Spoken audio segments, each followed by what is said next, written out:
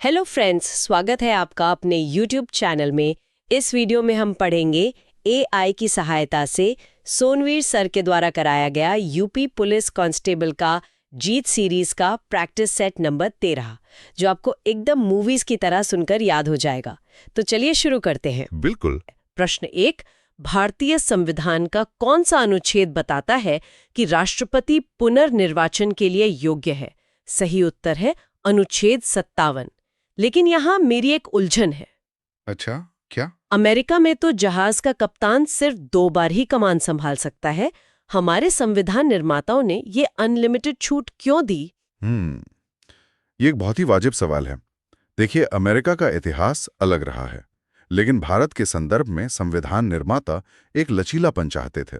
मतलब उनका मानना था कि अगर कोई व्यक्ति बेहतरीन नेतृत्व कर रहा है, राइट। तो देश को उसके अनुभव से वंचित क्यों किया जाए? अनुच्छेद 57 इसी बात की गारंटी देता है कि लोकतांत्रिक प्रक्रिया खुली रहे और जनता के पास हमेशा एक विकल्प मौजूद रहे। समझ गई। यानी कप्तान अगर अच्छा है तो जहाज उसी के हवाले रहेगा। लेकिन इस कप्तान को कुछ नियम भी तो मानने होंगे। अगला सवाल है प्रश्न 2। भारतीय संविधान के अनुच्छेद 60 में किसका उल्लेख किया गया है? सही उत्तर है राष्ट्रपति की शपथ। अब शपथ तो एक औपचारिक रस्म लगती है। इसमें इतनी क्या खास बात है? शपथ कोई सामान्य रस्म नहीं है। ये उस कप्तान की लॉगबुक या कानूनी बंधन की तरह है। अनुच्छेद 60 ये तय करता है कि देश का सबसे बड़ा व्यक्ति भी संविधान के अधीन है।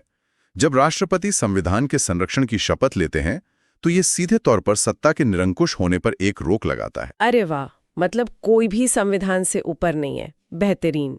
अब मान लीजिए कप्तान किसी आपातकालीन स्थिति में जहाज पर नहीं है, तब क्या होगा? प्रश्न 3, संविधान के किस अनुच्छेद में प्रावधान है कि भारत का एक उपराष्ट्रपति होगा? सही उत्तर है अनुच्छेद 63। और इसी से जुड़ा अगला सवाल भी है प्रश्न 4, भारतीय संविधान का अनुच्छेद 66 किससे संबंधित है? सही उत्तर है उपराष्ट्रपति के चुनाव से। तो क्या उपराष्ट्रपति सिर्फ एक स्टैंड बाय की तरह है? तकनीकी रूप से हाँ, लेकिन इसे शासन की निरंतरता के नजरिए से देखिए। इतने बड़े लोकतंत्र में नेतृत्व का एक पल के लिए भी शून्य एक बड़ा संवैधानिक संकट पैदा कर सकता है। बिल्कुल। अनुच्छेद 63 और 66 ये सुनिश्चित करते हैं कि सत्ता का हस्तांतरण कभी रुके नहीं। चुनाव की प्रक्रिया पहले से तय होने का मतलब है कि संकट के समय में कोई भ्रम नहीं होगा। बहुत लॉजिकल है। अब इस आधुनिक लोकतांत्रिक व्यवस्था से निकलकर जरा पीछे चलते हैं, मध्यकालीन इतिहास के पन्नों में, जहां नियम संविधान से नहीं बल्कि खौफ से तय होते थे। प्रश्न 5, बलबन ने निम्नलिखित में से किस परंपरा से सिजदा और पबोस की परंपरा का पालन किया? सही उत्तर है फारसी परंपरा। अगर मैं इसे आज के नजरिए से देखूं, तो क्या ये सिर्फ दरबारियों की चापलूसी नहीं थी? नहीं, अहंकार या चापलूसी से ज्यादा ये एक बहुत ही सोची समझी मनोवैज्ञानिक रणनीति थी। बलबन से पहले सुल्तान को दरबारियों के बीच बराबर वालों में पहला माना जाता था। तो इससे बगावत का डर रहता होगा? एग्जैक्टली, हमेशा बगावत का डर बना रहता था। सिजदा यानी घुटनों के बल झुकना और पबोज यानी पैर चूमना, इन फारसी रस्मों को लाकर बलबन ने खुद को आम इंसानों से बहुत ऊपर कर दिया। ये दिमाग पर राज करने का तरीका था। यानी खौफ ही अनुशासन था, और यही खौफ कभी-कभी बहुत क्रूर रूप ले लेता था। प्रश्न पॉइंट 6, जलालुद्दीन खिलजी ने विद्रोह का प्रयास करने के लिए किस सूफी संत को मार डाला था? सही उत्तर है सिद्दी मौला। जलालुद्दीन तो इतिहास में एक नरम शासक माना जाता है, फिर इतनी क्रूरता क्यों? सत्ता का डर अच्छे अच्छों को बदल देता है।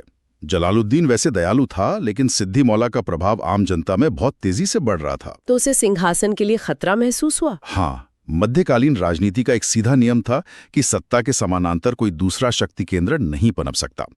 यह हत्या एक संदेश थी। और इसी क्रूरता और नियंत्रण को एक कदम आगे ले गया अलाउद्दीन खिलजी। प्रश्न पॉइंट 7, अलाउद्दीन खिलजी द्वारा शुरू की गई हुलिया प्रणाली किससे संबंधित थी? सही उत्तर है सैनिक का विवरण। यहीं पे मुझे आज के समय की याद आती है। क्या हम इसे प्राचीन काल का बायोमेट्रिक या आईडी कार्ड कह सकते हैं? बिल्कुल कह सकते हैं। उस समय सेना में बहुत भ्रष्टाचार था। जब निरीक्षण का समय आता तो सैनिक अपनी जगह किसी किराए के व्यक्ति को खड़ा कर देते थे। अरे बाप रे! अलाउद्दीन ने इस धोखेबाजी को रोकने के लिए हुलिया और घोड़ों को दागने की प्रथा शुरू की। इससे यह सुनिश्चित हुआ कि जो पैसा सेना पर खर्च हो रहा है, वही सेना असल में युद्ध के मैदान में भी जाए। और उसी चुस्त सेना के दम पर उसने अपना साम्राज्य फैलाया। प्रश्न 8, अलाउद्दीन खिलजी के शासन की घटनाओं का सही कालानुक्रम क्या है? सही उत्तर है 1. चित्तौड़ पर कब्जा 1303, 2. देवगिरी अभियान 1307-8, 3. वारंगल अभियान 1309-10। ये क्रम देखकर लगता है कि उसने पहले उत्तर भारत को सुरक्षित किया और फिर दक्षिण की ओर बढ़ा। सटीक विश्लेषण है। चित्तौड़ सामरिक दृष्टि से महत्वपूर्ण था। उसके बाद देवगिरी और वारंगल के जो अभियान थे वो खजाना लूटने के लिए थे? हाँ, साम्राज्य का विस्तार करने से ज्यादा वो धन संपदा लूटने के लिए थे। इतनी बड़ी सेना का खर्च उठाने के लिए उसे खजाने की जरूरत थी। लेकिन जब सदियों बाद ऐसे ही विशाल साम्राज्य अंदर से खोखले हो जाते हैं तो बाहर से हमले होते हैं। प्रश्न 9, किस शासक ने भारत के मयूर सिंहासन और कोहिनूर हीरे को लूटा? सही उत्तर है नादिर शाह, 1739 में। सोचने वाली बात यह है कि वो सिर्फ खजाना नहीं ले गया, वो सिंहासन क्यों ले गया? क्योंकि सिंहासन केवल सोने की एक कुर्सी नहीं था, वो मुगलों के दबदबे का प्रतीक था, उनका ब्रांड था। ओह, तो उसने साख भी लूट ली? बिल्कुल। जब नादिर शाह मयूर सिंहासन ले गया तो उसने मुगलों की इज्जत भी लूट ली। सबको साफ हो गया कि मुगल अब केवल नाम के शासक रह गए हैं। साम्राज्यों की इन सीमाओं से निकलकर अब हम भूगोल की ओर मुड़ते हैं। प्रश्न 10, निम्नलिखित में से कौन सी पर्वत श्रृंखला दक्षिण अमेरिका में स्थित है? सही उत्तर है एंडीज। हम पढ़ते हैं कि यह दुनिया की सबसे लंबी पर्वत श्रृंखला है, लेकिन इसका वहां के जीवन पर क्या असर पड़ता है? भूगोल को एक विशाल कैनवस की तरह देखिए। एंडीज पर्वतमाला एक विशाल दीवार की तरह काम करती है। एक वृष्टि छाया प्रभाव होता है या रेन शैडो इफेक्ट। जब समुद्र की ओर से नमी भरी हवाएं आती हैं तो एंडीज उन्हें रोक लेती हैं।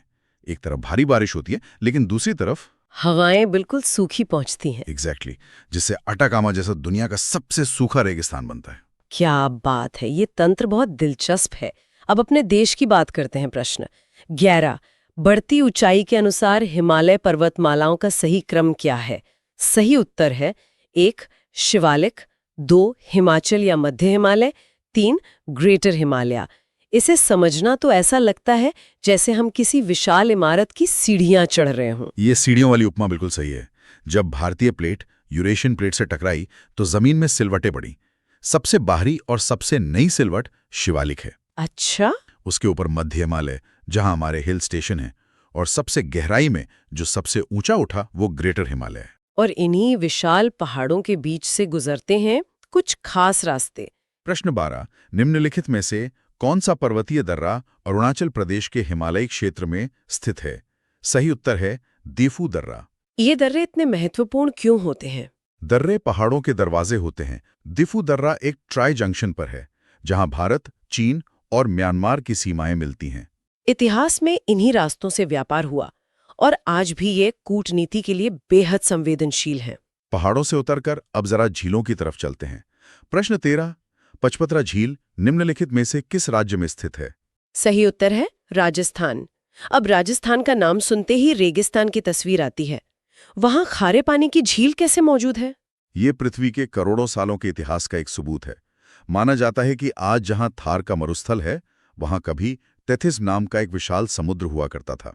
ओह, तो वो सूख गया? हाँ, समय के साथ वो समुद्र सूख गया, लेकिन उसके खारे पानी के अवशेष पचपदरा और सांभर जैसी झीलों के रूप में आज भी वहां मौजूद हैं। संसाधनों की बात हो ही रही है तो अर्थव्यवस्था की ओर रुख करते हैं। प्रश्न 14, 10वीं पंचवर्षीय योजना के अंतर्गत योजना आयोग के अध्यक्ष कौन थे? सही उत्तर है अटल बिहारी वाजपेयी। इस योजना में ऐसा क्या खास था? इस 10वीं योजना का फोकस केवल आर्थिक विकास दर को 8% तक ले जाना ही नहीं था, बल्कि ये रोजगार सृजन और शिक्षा के जरिए गरीबी को कम करने का प्रयास था। बिल्कुल, ये एक बहुत ही संगठित प्रयास था। अब बैंकिंग अर्थव्यवस्था का एक बहुत ही तकनीकी शब्द सामने आ रहा है। प्रश्न 15, भारतीय बैंकिंग के संदर्भ में पद CRR का पूर्ण रूप क्या है? सही उत्तर है कैश रिजर्व रेशियो। मुझे हमेशा ये उलझन रही है कि बैंक तो कर्ज देकर मुनाफा कमाते हैं, तो रिजर्व बैंक उन्हें अपना कुछ पैसा अलग रखने को क्यों कहता है? इसे बैंक रन के खतरे से समझिए। मान लीजिए बैंक ने ग्राहकों का सारा पैसा कर्ज में बांट दिया, और अगर ग्राहक अचानक अपना पैसा वापस मांगने आ जाए? एग्जैक्टली, तो बैंक के पास नकदी नहीं होगी और वो दिवालिया हो जाएगा। CRR वो सुरक्षा कवच है जो सुनिश्चित करता है कि सिस्टम में हमेशा नकदी मौजूद रहे। मतलब ये अर्थव्यवस्था का शॉक एब्जॉर्बर है। नीतियां सिर्फ बैंकों के लिए नहीं, नागरिकों के लिए भी बनती हैं। प्रश्न 16, भारत में किस वर्ष में राष्ट्रीय काम के बदले भोजन कार्यक्रम शुरू किया गया था? सही उत्तर है 2004। इस योजना का तंत्र बहुत सीधा लेकिन असरदार था। सबसे पिछड़े जिलों में लोग शारीरिक श्रम करते थे और मजदूरी के रूप में उन्हें सीधे अनाज मिलता था। तो इसने एक साथ बेरोजगारी और भुखमरी दोनों मोर्चों पर वार किया। और जब ऐसे अवसर नहीं मिलते तब इंसान क्या करता है? प्रश्न 17, देश के भीतर लोगों के एक स्थान से दूसरे स्थान पर जाने अथवा देश से बाहर जाने को क्या कहा जाता है? सही उत्तर है प्रवास। प्रवास अर्थशास्त्र का एक बहुत गहरा विषय है। इसके पीछे पुश और पुल फैक्टर काम करते हैं। मतलब गरीबी धक्का देती है और अवसर खींचते हैं। बिल्कुल सही। युद्ध और बेरोजगारी पुश करते हैं, जबकि बेहतर सुरक्षा और शिक्षा उन्हें पुल करते हैं। अब हम फोकस करते हैं स्थानीय राज्य यानी उत्तर प्रदेश पर। प्रश्न 18, उत्तर प्रदेश गन्ना अनुसंधान परिषद उत्तर प्रदेश के किस शहर में स्थित है? सही उत्तर है शाहजहांपुर। गन्ने के लिए एक पूरी अनुसंधान परिषद की क्या जरूरत है? देखिए, उत्तर प्रदेश भारत की चीनी का कटोरा है। गन्ने की फसल पर कई तरह के कीटों का खतरा रहता है। शाहजहांपुर का ये केंद्र गन्ने की ऐसी किस्में तैयार करता है जो बीमारियों से लड़ सकें। हाँ, और जिनमें चीनी की मात्रा ज्यादा हो। ये विज्ञान सीधे लाखों किसानों की आमदनी से जुड़ा है। कृषि से निकलकर अब ऐतिहासिक वास्तुकला की बात करते हैं। प्रश्न 19, बहू बेगम का मकबरा उत्तर प्रदेश के किस जिले में स्थित है? सही उत्तर है फैजाबाद, जो अब अयोध्या है। ये अवध की वास्तुकला का एक बेहतरीन उदाहरण है। नवाब शुजाउद्दौला की पत्नी की याद में बना ये मकबरा उस दौर के अवध की भव्यता को दर्शाता है। अब बात करते हैं भविष्य की पुलिसिंग की। प्रश्न 20, 2025 में शुरू की गई E0 FIR प्रणाली का प्राथमिक कार्य क्या है? सही उत्तर है साइबर वित्तीय क्राइम की शिकायतों को स्वचालित रूप से FIR में बदलना। ये ऑटोमेशन इतना जरूरी क्यों हो गया? क्योंकि साइबर अपराधी सीमाएं नहीं मानते। आज कोई दिल्ली में बैठकर यूपी के किसी व्यक्ति का बैंक खाता खाली कर सकता है। और पहले पीड़ित सिर्फ थानों के चक्कर काटता था अधिकार क्षेत्र को लेकर। बिल्कुल। E0 FIR इस देरी को खत्म करता है। सिस्टम शिकायत मिलते ही उसे ऑटोमेटिक FIR में बदल देता है। साइबर दुनिया से निकलकर अब विज्ञान के खंड पर आते हैं। प्रश्न 21, दो निकटवर्ती श्रृंगों या गर्त के बीच की क्षैतिज दूरी को किस रूप में जाना जाता है? सही उत्तर है तरंग दैर्ध्य या वेवलेंथ। इसे रोजमर्रा की जिंदगी में कैसे समझेंगे? समुद्र की लहरों की तरह ध्वनि और प्रकाश तरंगों में भी एक ऊपरी हिस्सा और एक निचला हिस्सा होता है। एक लहर के शीर्ष से दूसरी लहर के शीर्ष तक की दूरी ही वेवलेंथ है। अच्छा, और यही तय करती है कि रंग कौन सा दिखेगा। एग्जैक्टली। और रसोई गैस का क्या विज्ञान है? प्रश्न 22, LPG रसोई गैस में मुख्य रूप से क्या होता है? सही उत्तर है प्रोपेन और ब्यूटेन। मुझे ये उलझन रहती थी कि जब ये गैस है तो सिलेंडर के अंदर पानी की तरह क्यों छलकती है? इसका जवाब इसके नाम में ही है, लिक्विफाइड पेट्रोलियम गैस। जब इन्हें बहुत अधिक दबाव में सिलेंडर में भरा जाता है तो इनके अणु करीब आ जाते हैं। हाँ, और ये तरल में बदल जाती हैं। जैसे आप रेगुलेटर ऑन करते हैं, दबाव कम होता है और ये वापस गैस बन जाती है। शरीर के अंदर की केमिस्ट्री भी दिलचस्प है। प्रश्न 23, हमारे पाचन तंत्र के किस भाग में वसा या फैट का पाचन होता है? सही उत्तर है छोटी आंत। हम सोचते हैं सब पेट में पचता है, तो फिर फैट पेट में क्यों नहीं पच पाता? क्योंकि फैट पानी में नहीं घुलते और हमारे पेट के पाचक रस पानी आधारित होते हैं। जब फैट छोटी आंत में पहुंचता है तो लिवर से बाइल जूस आता है। राइट। ये बाइल फैट पर बिल्कुल साबुन की तरह काम करता है, जो तेल को छोटे छोटे टुकड़ों में तोड़ देता है। वाओ, जिस तरह शरीर पोषक तत्वों को तोड़ता है, मिट्टी भी तो वैसे ही करती है। प्रश्न 24, सिंथेटिक उर्वरकों के अत्यधिक उपयोग से क्या होता है? सही उत्तर है मृदा का निम्नीकरण। मिट्टी में लाखों सूक्ष्म जीव होते हैं। जब हम तुरंत पैदावार बढ़ाने के लिए रासायनिक खाद डालते हैं तो ये मिट्टी को स्टेरॉइड देने जैसा है। शुरुआत में तो फसल अच्छी होती होगी। हाँ, लेकिन रसायनों के कारण मिट्टी के प्राकृतिक जीवाणु मर जाते हैं और वो बंजर होने लगती है। इसी प्राकृतिक संतुलन को बचाने के लिए कुछ खास इलाके बनाए जाते हैं। प्रश्न 25, ओडिशा का मयूरभंज जिला निम्नलिखित में से किस बायोस्फीयर रिजर्व का हिस्सा है? सही उत्तर है सिमलीपाल। सिमलीपाल केवल जानवरों का चिड़ियाघर नहीं है, ये एक इकोसिस्टम है जहां इंसान, जंगल और जानवर एक साथ संतुलन में रहना सीखते हैं। बेहतरीन। अब प्रशासन और इतिहास के खंड की ओर बढ़ते हैं। प्रश्न 26। उत्तर प्रदेश में पुलिस उपाधीक्षक यानी डीएसपी की भर्ती हेतु परीक्षा व साक्षात्कार किसके द्वारा किया जाता है? सही उत्तर है उत्तर प्रदेश लोक सेवा आयोग या यूपीपीएससी। पुलिस अपनी भर्ती खुद क्यों नहीं करती? क्योंकि पुलिस बल के पास बहुत सी शक्तियां होती हैं। अगर वे खुद अधिकारियों की भर्ती करेंगे तो भाई भतीजावाद या कॉन्फ्लिक्ट ऑफ इंटरेस्ट हो सकता है। इसलिए यूपीपीएससी जैसी स्वतंत्र संस्था इसे करती है। अब एक ऐसी घटना जिसने सुरक्षा तंत्र बदल दिया। प्रश्न 27। 11 सितंबर 2001 को अमेरिका में कितने हवाई जहाजों का अपहरण किया गया था? सही उत्तर है 4। इस घटना ने वास्तव में क्या बदल दिया? 9/11 ने दुनिया को असम्मित युद्ध का मतलब समझाया। आतंकियों ने नागरिक हवाई जहाजों को ही मिसाइल में बदल दिया और इसके बाद हवाई अड्डों की सुरक्षा हमेशा के लिए बदल गई। बिल्कुल, खुफिया एजेंसियों ने जानकारी साझा करने के पूरे प्रोटोकॉल बदल दिए। सार्क व्यापार मेला किस शहर में आयोजित किया गया था? सही उत्तर है नई दिल्ली 1996 में। दक्षिण एशियाई देशों के बीच तनाव रहा है। यह मेला एक कूटनीतिक प्रयोग था कि क्या व्यापार के जरिए राजनीतिक कड़वाहट को कम किया जा सकता है। और इन सब के बीच हमारी अपनी पहचान भी है। प्रश्न 29। 14 सितंबर को किस रूप में मनाया जाता है? सही उत्तर है राष्ट्रीय हिंदी दिवस। 14 सितंबर 1949 को ही संविधान सभा ने हिंदी को आधिकारिक राजभाषा माना था, ताकि एक विशाल देश को प्रशासनिक रूप से जोड़ा जा सके। साहित्य से जुड़ा अगला सवाल। प्रश्न 30। मिडनाइट्स चिल्ड्रन पुस्तक के लेखक कौन है? सही उत्तर है सलमान रुश्दी। ध्यान रहे विकल्प में इसे किरण देसाई के साथ गलत मिलान करके दिया गया था। हाँ, ये पुस्तक जादुई यथार्थवाद के जरिए भारत की स्वतंत्रता की कहानी कहती है। परीक्षाओं में ऐसे गलत मिलान एकाग्रता जांचने के लिए बनाए जाते हैं। बिल्कुल। अब हम अपने आखिरी खंड में पहुंच गए हैं, खेल और रक्षा। इसे रैपिड फायर अंदाज में लेंगे। प्रश्न 31। भारत सरकार ने राजीव गांधी खेल रत्न पुरस्कार का नाम बदलकर क्या कर दिया है? सही उत्तर है मेजर ध्यानचंद खेल रत्न पुरस्कार। देश के सर्वोच्च खेल सम्मान को उस व्यक्ति के नाम से जोड़ना जिसने लगातार 3 ओलंपिक स्वर्ण दिलाए, बहुत बड़ी प्रेरणा है। और हॉकी की बात है तो अगला सवाल। प्रश्न 32। भारतीय खिलाड़ी नवजोत कौर किस खेल से संबंधित है? सही उत्तर है हॉकी। भारतीय महिला हॉकी टीम ने जो जबरदस्त वापसी की है, नवजोत कौर जैसी मिडफील्डर की फिटनेस उसका प्रमुख कारण है। वास्तुकला का एक और शानदार नमूना। प्रश्न 33। एतमाद उद्दौला का मकबरा कहाँ स्थित है? सही उत्तर है आगरा। इसे अक्सर बेबी ताज कहते हैं। ये पहली ऐसी मुगल इमारत थी जिसे पूरी तरह सफेद संगमरमर से बनाया गया था। रक्षा से जुड़ा सवाल। प्रश्न 34। भारतीय सेना की पूर्वी कमान का मुख्यालय कहाँ पर स्थित है?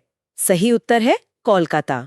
भौगोलिक दृष्टि से पूर्वी सीमाओं, खासकर चीन से लगी सीमाओं की निगरानी के लिए कोलकाता सबसे अहम केंद्र है। चलिए कुछ वैश्विक राजधानियां देखते हैं।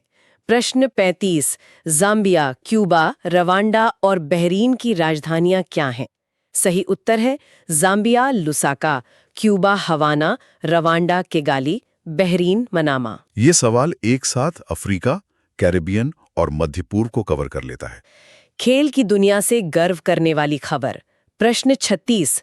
2025 पैराशूटिंग विश्व कप में महिलाओं की 10 मीटर एयर राइफल स्पर्धा में स्वर्ण पदक किसने जीता है? सही उत्तर है अवनी लेखरा। अवनी लेखरा एक मिसाल बन चुकी हैं कि अगर फोकस सही हो तो शारीरिक चुनौतियां आपके निशानों को नहीं भटका सकती। पर्यावरण संरक्षण में एक अनोखा नाम। प्रश्न 37। निम्नलिखित में से किसे द फ्रॉगमैन ऑफ इंडिया के रूप में जाना जाता है? सही उत्तर है सत्यभामा दास बीजू। इनका काम बहुत खास है। मेंढक जैसे छोटे जीव इकोसिस्टम के स्वास्थ्य का सबसे बड़ा सूचक होते हैं। और आज के सेट का आखिरी सवाल। प्रश्न 38। सीडा को अक्सर किस रूप में वर्णित किया जाता है? सही उत्तर है महिलाओं के अधिकारों का अंतर्राष्ट्रीय बिल। ये संयुक्त राष्ट्र की एक अहम संधि है जो देशों को बाध्य करती है कि वे महिलाओं के खिलाफ हर भेदभाव को खत्म करें। तो इस तरह हमने 38 सवालों को न सिर्फ देखा बल्कि उनके तंत्र को समझा। और यही आज की सबसे बड़ी सीख है। जब आप एक पुलिस अधिकारी या जागरूक नागरिक के तौर पर जाते हैं तो इतिहास, भूगोल और विज्ञान अलग अलग नहीं मिलते, वे आपस में गुंथे हुए हैं। क्या ये विविधता ही हमारी सबसे बड़ी शक्ति नहीं है? बिल्कुल सही कहा। ज्ञान जितना आपस में जुड़ता है वो उतना ही गहरा हो जाता है। और अंत में आज का होमवर्क का सवाल, पंचमढ़ी जैव मंडल आरक्षित क्षेत्र किस राज्य में है? कमेंट करें। मुझे पूरी उम्मीद है कि इस सेशन ने आपकी तैयारी के नजरिए को जरूर बदला होगा। सीखते रहिए और आगे बढ़ते रहिए। मेरा ये चैनल सब्सक्राइब करें और मेरे हर अपडेट आपको मिले, इसके लिए बेल आइकन जरूर दबाइएगा।